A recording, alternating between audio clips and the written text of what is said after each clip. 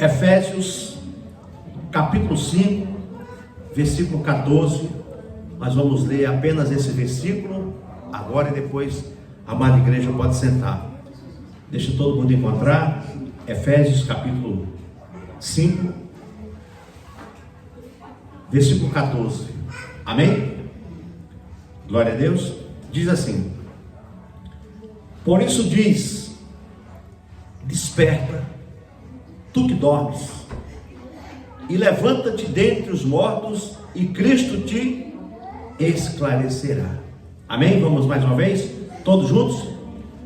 Por isso diz, desperta, tu que dormes, e levanta-te dentre os mortos, e Cristo te esclarecerá. Amém? Graças a Deus. Pai, mais uma vez te agradecemos por esse privilégio da tua palavra, porque a tua palavra é linda e maravilhosa. A tua palavra, meu Deus, que fala em cada coração nessa noite, porque é o Senhor que convence o homem do pecado, do juízo e da justiça. Senhor, abre, meu Deus, o nosso entendimento para nós entendermos a tua palavra nessa noite e o que o Senhor quer falar aos nossos corações nessa noite, ó Deus. Te louvamos e te agradecemos em nome de Jesus. O que crê, diga amém. Graças a Deus. E pode sentar, queridos. Pode sentar, amados. Glória a Deus. Amados, o apóstolo Paulo, quando escreve esta carta, e especialmente aqui no capítulo 5, ele está exortando ao amor e à pureza. E o apóstolo Paulo, quando escreve, ele está advertindo, e ele está despertando algo no coração dessa igreja, desta pessoa que está aqui ouvindo essa carta que foi direcionada para os irmãos de Éfeso, para aquela igreja que ali estava. E na Bíblia, queridos, há vários exemplos de despertamento que aconteceram em momentos de crise ou quando o povo se afastou de Deus. E nós precisamos despertar. Por quê? Porque muita coisa está acontecendo. Irmã, encosta essa porta aí, por favor, irmã Chalena. Então, queridos, nós precisamos despertar para o que está acontecendo nos últimos dias, nos últimos tempos, e o aviso do Espírito Santo de Deus para as nossas vidas, porque Paulo diz, desperta tu que dormes, levanta-te dentre os mortos e Cristo te esclarecerá. Nós vamos refletir a necessidade de um despertamento espiritual em nossas vidas. Nós precisamos despertar algo novo de Deus em nossas vidas. Como eu costumo falar, nós não podemos observar e nem aferir o termômetro do avivamento da igreja dia de domingo, mas precisamos aferir isso nos cultos semanais, nas lives dia de terça-feira. Como é que a igreja está se comportando? Como é que nós estamos agindo e atuando no nosso dia a dia? Porque Paulo está dizendo, desperta tu que dorme. Será que nós estamos dormindo? Será que nós estamos acreditando que Jesus vai voltar? Será que nós estamos aguardando a volta de Cristo? Ou nós vamos falar como diz uma carta aqui que fala assim: nós ouvimos os nossos pais, nós ouvimos os nossos avós falar, mas até agora não chegou. Ou nós estamos acreditando que a volta de Cristo está mais próxima do que nós imaginamos. Mas nós precisamos despertar a igreja. Nós precisamos estar atentos, igreja.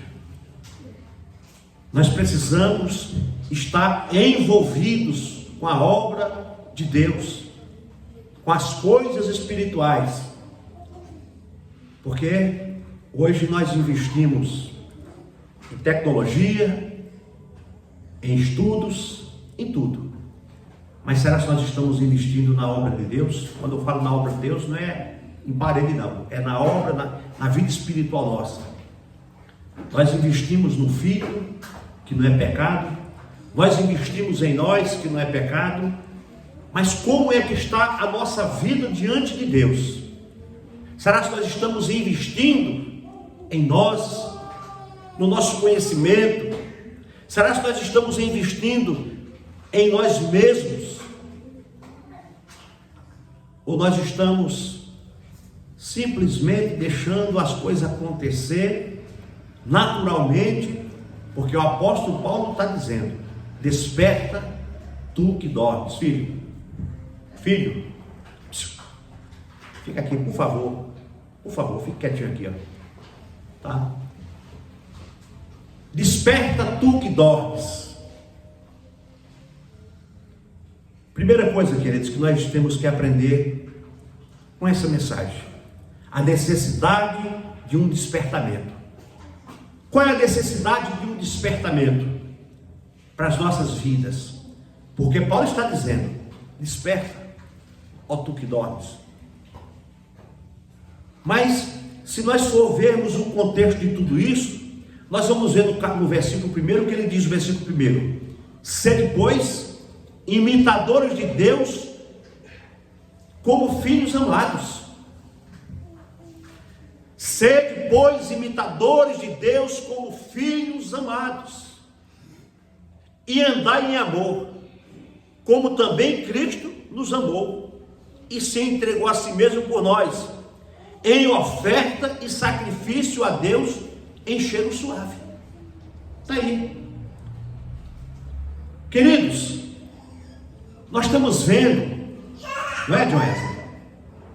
Nós estamos vendo algo acontecendo nessa igreja, uma orientação que Paulo deu, e hoje nós estamos vendo isso acontecer hoje, depois de 2000 anos, continua acontecendo.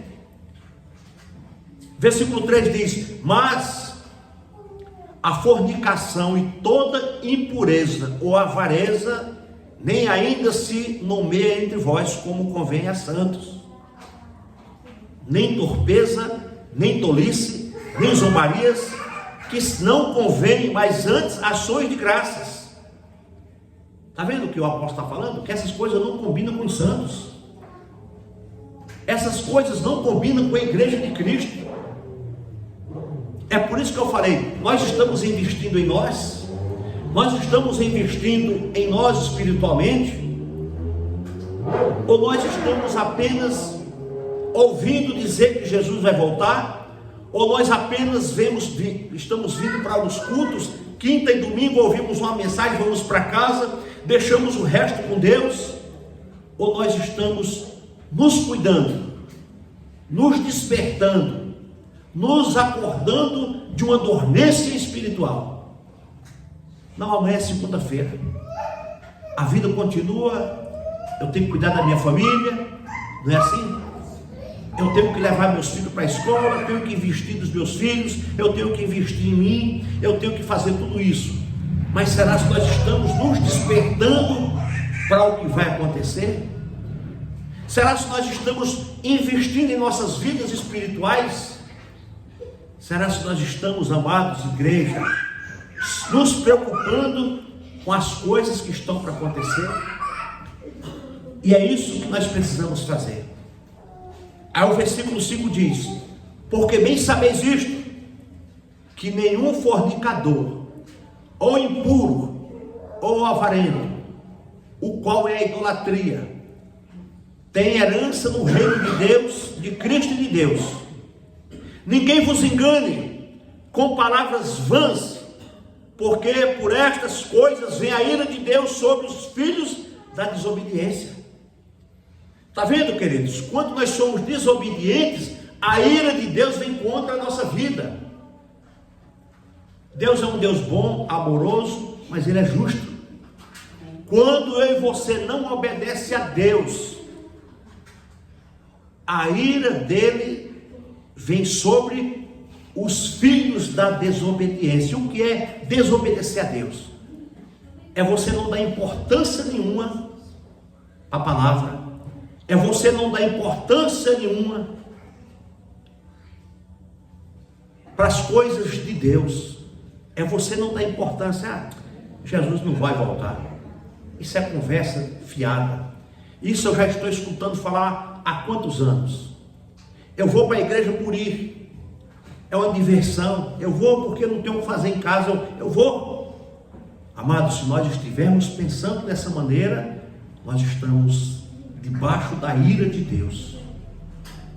Nós estamos debaixo dos olhos de Deus, porque Deus vê todas as coisas, sabe todas as coisas. E o versículo 7 continua: portanto, não sejais seus companheiros. Olha o que é que Paulo está dizendo. Essas pessoas aqui do versículo 6, olha: ninguém vos engane com palavras vãs, porque por estas coisas vem a ira de Deus sobre os filhos da desobediência. Ao versículo 5 diz: porque bem sabeis isto, que nenhum fornicador, todo mundo sabe o que é fornicador, ou impuro, todo mundo sabe o que é impuro, avarento, ou qual é a idolatria, tem herança no reino de Cristo e de Deus. Aí o versículo 7 diz, ele fala aqui, portanto, não sejais seus companheiros. Paulo está dizendo que nós não podemos ser companheiros desse tipo de pessoas, que não quer nada com Cristo, não quer nada com Deus, não quer nada com o Evangelho, não quer fazer parte do membro de Cristo. Nós precisamos não ser companheiro dessas pessoas. Não ser companheiros. Não é o que eu estou falando, é a palavra que está falando, amados. Nós precisamos Claro que você tem que conversar com todos, evangelizar todos. Todos têm que ouvir a palavra. Mas você não pode ser companheiro de pessoas imorais, de pessoas impuras, de pessoas fornicadores, de pessoas mentirosas, de pessoas fofoqueiros, de pessoas idólatras, de pessoas que não crêem no Evangelho de Jesus Cristo. É Paulo falando: não seja companheiros deles. Ao versículo 8 diz: porque no outro tempo eres trevas, mas agora sois luz do Senhor. Andai como filhos da luz. Paulo está dizendo que antes nós éramos trevas, nós andávamos no meio da escuridão, nós éramos, igual esse versículo 7. Lá atrás nós fornicávamos, nós adulterávamos, nós bagunçávamos, nós xingávamos, nós fazíamos tudo. Mas hoje ele está dizendo aqui: porque no outro tempo eras trevas, mas agora sois luz. Hoje nós somos luz. O que é que nós temos que fazer? Brilhar, iluminar, levar brilho para quem está na escuridão, levar luz para quem está nas trevas, levar a palavra para quem está desanimado, levar a palavra para quem está caído, levar a palavra para quem não tem a palavra. Mas, queridos, é isso que Paulo está dizendo. Hoje você é luz, então você tem que brilhar aonde você estiver. Nós precisamos dar testemunho. Para quê? Para as pessoas não olhar para a gente e dizer assim: ser crente que nem você eu não quero, ser do seu jeito eu não quero. Então precisamos nos fortalecer. É por isso que o versículo 14 diz: desperta tu que dormes e levanta-te dentre os mortos e Cristo te esclarecerá. Versículo 10: aprovando o que é agradável ao Senhor, e não comuniqueis com as obras infrutíferas das trevas, mas antes condenai-as. Você está vendo? O que é que o apóstolo Paulo está nos orientando aqui? Ele diz aqui no versículo 11, para nós não nos comunicar com as obras infrutíferas, para nós não nos comunicar com as obras infrutíferas das trevas, mas antes condenai-as. O que é que ele está dizendo? Ele está falando para mim e para você: irmãos, não seja participante das coisas erradas que o mundo tem oferecido. Não seja participante das coisas que não traz paz, porque o versículo 6 diz que a ira de Deus está sobre os filhos da desobediência.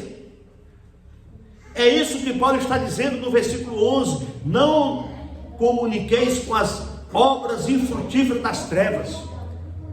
O que é uma obra infrutífera? É tudo isso que está aqui no versículo 5. Nós não podemos ser a favor da fornicação, da impureza, da idolatria, né? De tudo isso. Paulo está nos orientando: fuja dessas coisas, fuja dessas pessoas, fuja desses comportamentos, se aproxime das pessoas para você pregar a palavra. Se a pessoa não quiser, tchau. É assim que funciona. Pregue a palavra, insista, pregue fora de tempo, mas a pessoa tem que querer, a pessoa tem que aceitar essa palavra e se converter a Jesus Cristo como o único, suficiente, exclusivo e eterno Salvador. É isso que precisa fazer. Jesus, quando ressuscitou, Jesus ele não tinha ganhado multidões, milhões de pessoas, não. Ele ganhou poucas pessoas. O ministério continuou até hoje. Hoje tem centenas e milhões de crentes salvos em Cristo. Mas Jesus Cristo teve 3 anos e meio de ministério e poucas pessoas se converteram. Você veja que quando ele ressuscitou, ficou 40 dias e disse que talvez 500 pessoas estavam na hora do evento, ali na hora do evento que ele foi assunto. As pessoas, ele apareceu ali para aquelas pessoas e aqueles seguidores, 120 pessoas, o mais 500 pessoas, de pessoas que se converteram em Cristo. E aí o ministério dele continuou. Os apóstolos foram pregando, mais de 13 mil almas foi ganha no discurso de Pedro, e hoje nós estamos ganhando almas para Jesus Cristo, e milhares e milhares de homens, de servos do Senhor, nessa noite está pregando o Evangelho, e centenas de pessoas e milhares de pessoas estão levantando as mãos, não só o ato de levantar a mão, mas o ato de, dentro do coração, dizer: eu quero Cristo, e aceitar Ele e viver todos os dias. Então você veja que Jesus teve um ministério muito curto, poucas pessoas se converteram, mas a obra dele está continuando, a obra dele está seguindo. Às vezes a gente pensa, né? Poxa, Jesus ganhou milhões de pessoas. Não, Jesus ganhou poucas pessoas, mas foi poucas pessoas que fizeram a diferença até o dia de hoje. Foi poucas pessoas que Jesus pregou e essas pessoas creram. Depois que vocês leram lá em Atos 2, você vai ver que aquele grupo de pessoas que quando Jesus ressuscitou e ficou mais 40 dias, você vai ver que era um grupo de pessoas que se converteram a Cristo, pessoas que seguiu a Cristo depois da ressurreição de Jesus Cristo, né? Então, queridos, talvez esse vídeo vai para a internet, vão falar assim: poxa, aquele pastor está falando heresia. Não, depois você vai ver, né? Primeiro que não tinha milhões de pessoas naquele tempo, milhões e milhões de pessoas como tem hoje, né? E o ministério de Jesus foi um ministério muito perseguido. Ele estava indo contra o sistema. Como é que um homem só está contra o sistema? Olha a perseguição que existe. Quantas pessoas ele sozinho falando contra algo que uma nação toda tinha um pensamento, e ele contra aquele pensamento, pregando o reino de Deus, o arrependimento, salvação, e as pessoas pensando outra coisa. Imagina que conflito que Jesus não teve, né, irmão Edson? Que conflito que Jesus não teve na Palestina, que conflito Jesus não teve em Nazaré, em Cafarnaum, e pregando para as pessoas: arrependei-vos, porque o reino de Deus está próximo. E a mensagem foi essa. Você acha que uma pessoa com uma mensagem dessa, numa época daquela, ele vai atrair milhões e milhões de pessoas? Não. Ele atraiu pessoas para comer peixe, para comer pão e ver milagres acontecendo. Porque muitas pessoas seguiam Jesus para ser curadas, ou para ver milagres, ou para comer o pão, ou para comer o peixe, porque sabia que ele ia fazer algum milagre acontecer, e as pessoas estavam ali. E a Bíblia diz que muitos não foram curados porque não creram. Assim é nos nossos dias. As pessoas acham que para ser curado, precisa o pastor colocar a mão na cabeça, fazer aquela cirandada toda, a pessoa fazer isso, aquilo, fazer... Não, irmãos, é a palavra de Deus que cura, não é o pastor. É a palavra de Deus que cura, e quando você crê na palavra de Deus, e você traz para o teu coração e crê, aí você vê o milagre acontecer. Aí você vê Deus agir, você vê Deus atuar, aí você vê o Espírito Santo falar, aí você vê as coisas de Deus acontecer. Era isso que acontecia. Quando Jesus ia orar para expulsar um demônio, sai, pronto, acabou. Ele não fazia aquele circo todo que você vê por aí. Ele não fazia aquela pataquá todo que você vê por aí. Não, para que isso? Sai, em nome de Jesus, acabou. É isso que tem que acontecer. Pastor, ora por mim que eu estou enfermo. Em nome de Jesus, se for da vontade de Deus, recebe a cura. Pronto, acabou, é isso. Não precisa gritar, se esgoelar. Não, queridos, é você crer. Vai que a tua fé te salvou, porque a pessoa creu. Jesus ia passando, e aquelas pessoas que Jesus curava, o exemplo de Maria Madalena, uma prostituta, foi pega em adultério, ia ser apedrejada. Jesus está de frente, aquela multidão querendo apedrejar ela. Jesus chegou: o que está acontecendo? Não, essa mulher foi pega em adultério. E agora, o que é que o Senhor vai fazer? Eles querem pegar Jesus também. Aí Jesus pensou, o Espírito Santo revelou e falou: quem não tem pecado, atira a primeira pedra. Ninguém atirou a primeira pedra, porque todos tinham pecado. Todos foram embora. Jesus falou para ela: cadê teus acusadores? Não tem, eu também não te acuso. Foi o que Jesus falou para ela: vai e não peques mais. Ela voltou a pecar? Não. Ela não voltou a pecar, ela voltou para seguir a Jesus. E essa mensagem está sendo pregada hoje. Eu faço a mesma pergunta, eu falo para vocês: vai e não peques mais. Quem é que vai sair dessa porta e não vai pecar mais? Quem é que vai sair dessa porta e não vai xingar mais?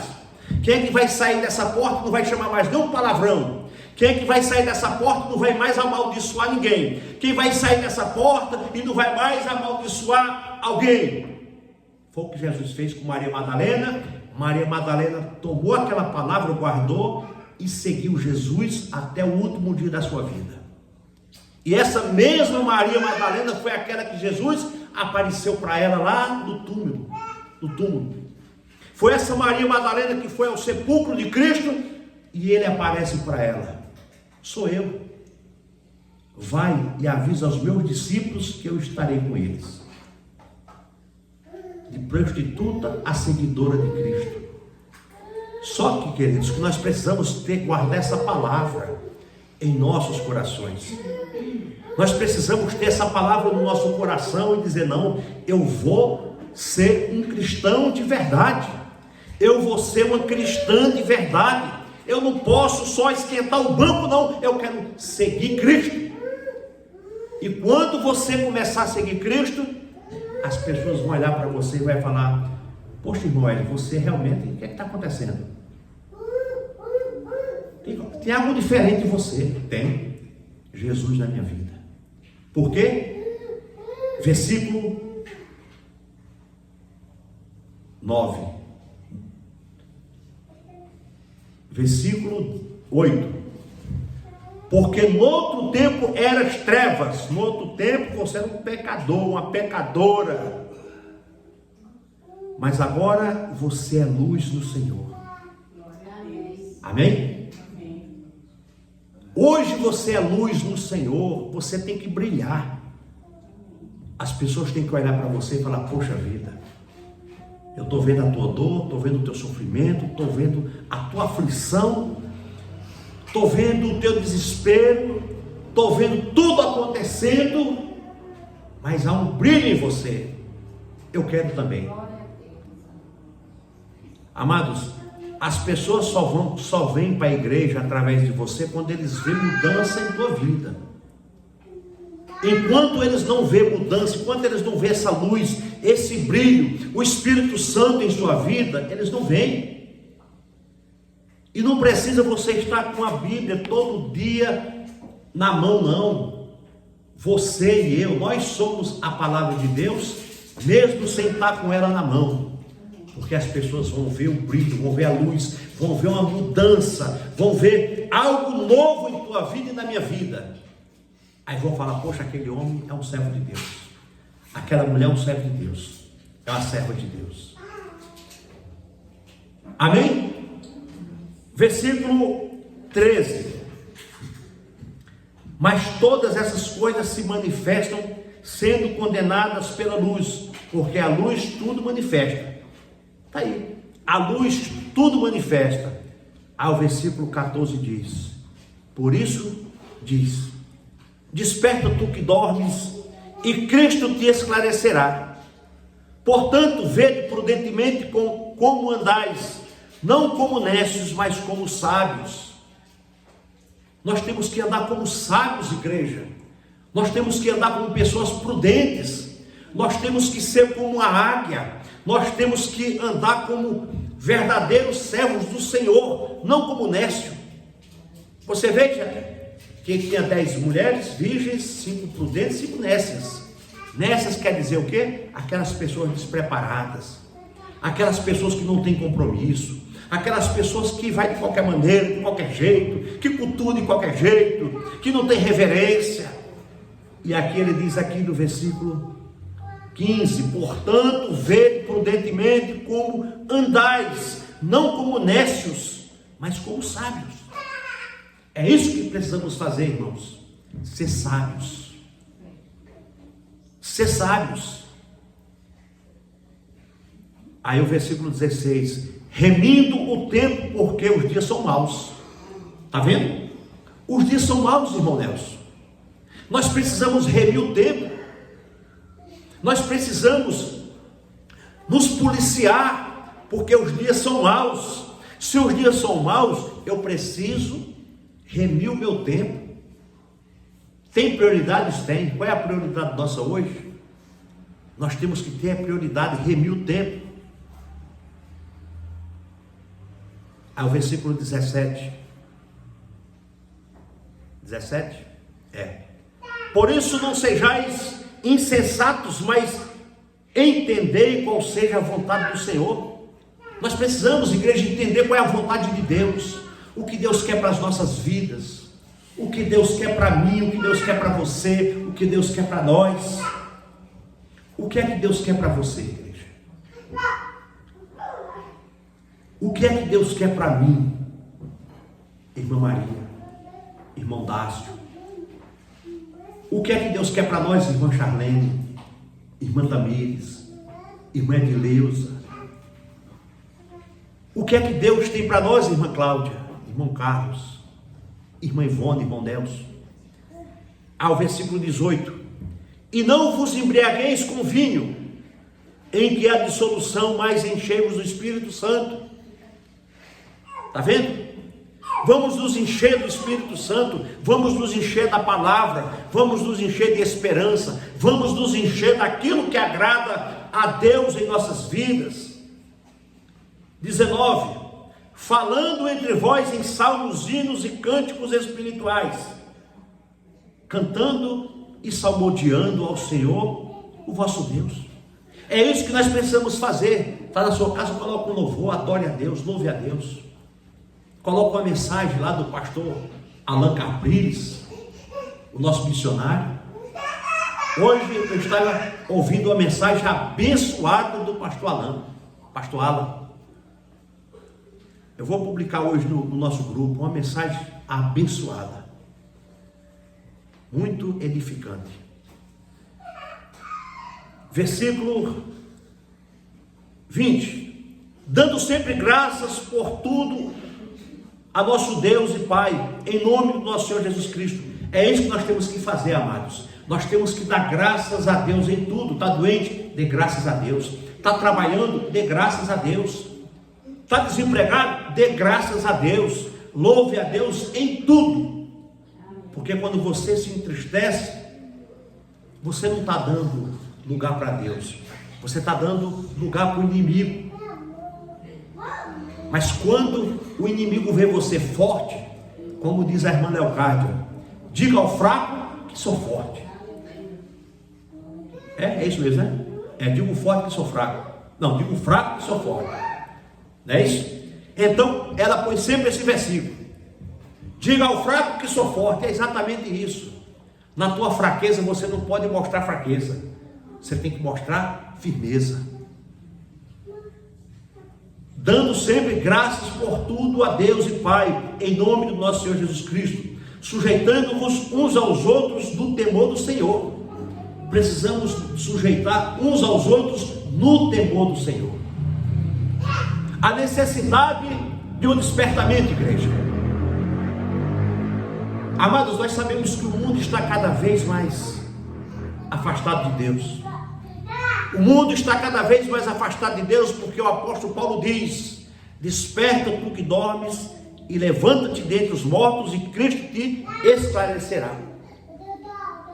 Infelizmente, o mundo está cada vez mais afastado da palavra, cada vez mais afastado do compromisso com o Evangelho, do compromisso com as coisas de Deus. O mundo, cada dia que passa, está se afastando mais. Igreja, nós não podemos nos afastar de Deus. Nós não podemos deixar de congregarmos. Nós não podemos deixar de estar juntos, congregando, aonde a irmã de Deus acabou de ler, Hebreus 10, 25. Nós precisamos congregar. Por quê? É isso aqui que nos fortalece, igreja. Olha. Não, mas o mundo diz que eu na minha casa eu ponho uma televisão, eu ponho uma pregação, eu estou... Não, irmão, não é a mesma coisa, não dá certo. Não é isso que a Bíblia fala. A Bíblia fala que nós precisamos congregar. Põe uma pregação todo dia na tua casa para você ver se é a mesma coisa do que você está aqui. Põe um louvor todo dia para você ver se é a mesma coisa que você está aqui. Escolhe uma pregação na internet e põe para você ver. Não é a mesma coisa porque não é bíblico. Não tem a unção porque não é bíblico. Não tem a graça porque não é bíblico. Não tem a presença porque não é bíblico. Bíblico é congregarmos, é estarmos juntos, porque nós juntos nós somos a igreja de Cristo. E a igreja de Cristo ela precisa congregar, precisa estar juntas. Como eu falei na quinta-feira, se eu não me engano, se eu cortar a minha mão não vai voltar mais para o corpo, já não vai fazer mais parte do corpo, e o corpo vai sentir minha mão. O membro não pode permanecer vivo fora do corpo, assim como um membro, se nós se afastarmos, como é que você é membro de Cristo fora do corpo de Cristo? Como é que você é membro fora do corpo? Como é que um galho vai continuar verde de uma árvore se ele está cortado? Como é que você vai ter fé, vai ter ousadia, vai sentir alegria fora da comunhão da igreja? Você não consegue ser igreja sozinho lá fora. Não existe isso, amados. Nós somos igreja quando nós nos reunimos neste lugar, porque isso não é igreja. Igreja é isso. Isso é um salão que nós cultuamos aqui. A igreja é quando entra dentro desse salão para glorificar a Deus. A igreja está aqui. Amém? Que amanhã isso aqui pode ser uma oficina, isso aqui amanhã pode ser qualquer coisa. Mas a igreja somos nós. É porque nós temos um hábito de dizer, vou para a igreja. É costume nosso. Não é pecado também dizer isso, não tem problema. Mas nós temos que aprender. Eu vou para o templo, eu vou para o salão, eu vou cultuar Deus.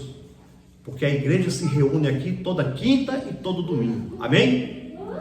Louvado seja Deus. O mundo está cada vez mais afastado de Deus e da sua verdade. Muitas vezes nós também nos afastamos de Deus e da sua vontade.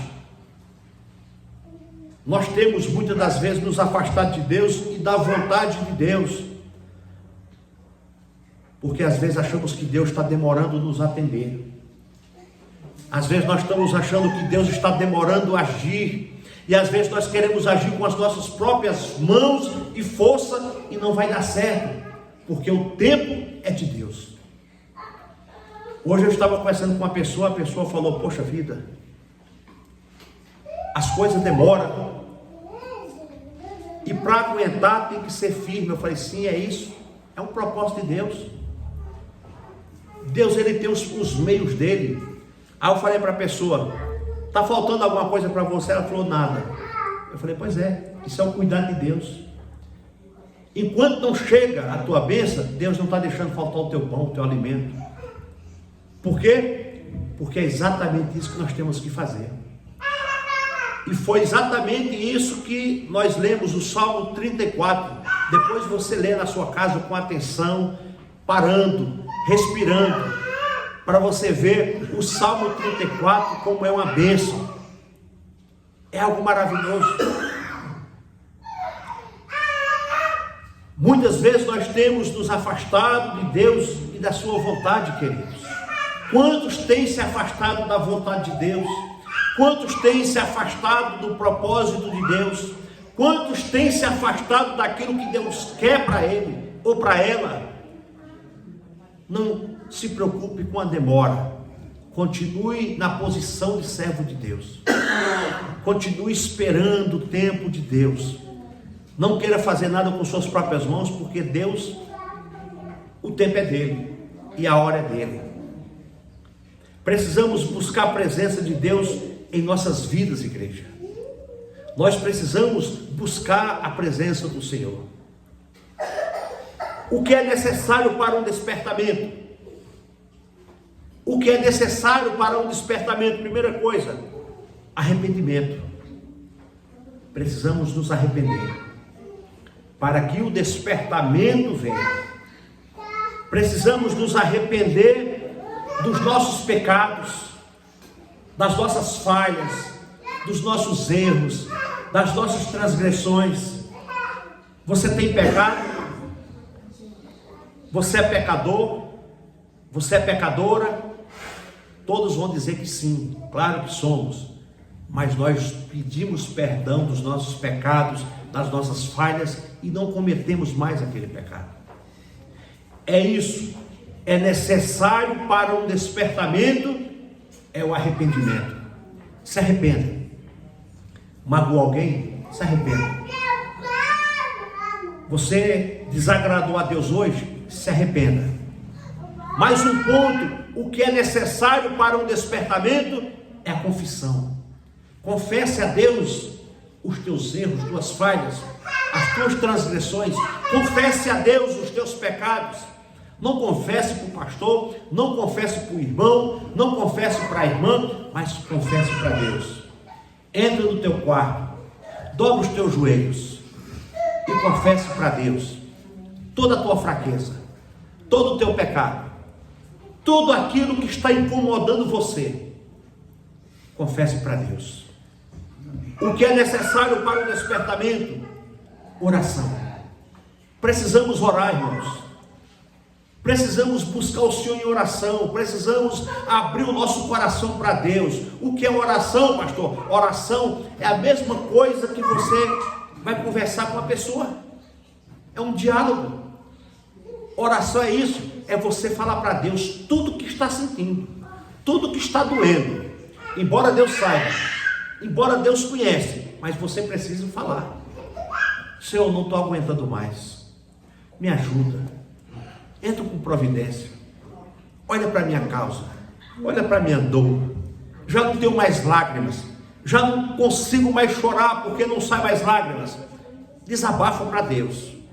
Chora nos pés do Senhor. Fala tudo. A mesma coisa que você está conversando com uma pessoa, amigo, amiga, alguém que você tem um diálogo, é assim uma oração com Deus. Chore mesmo. Desabafe para Deus.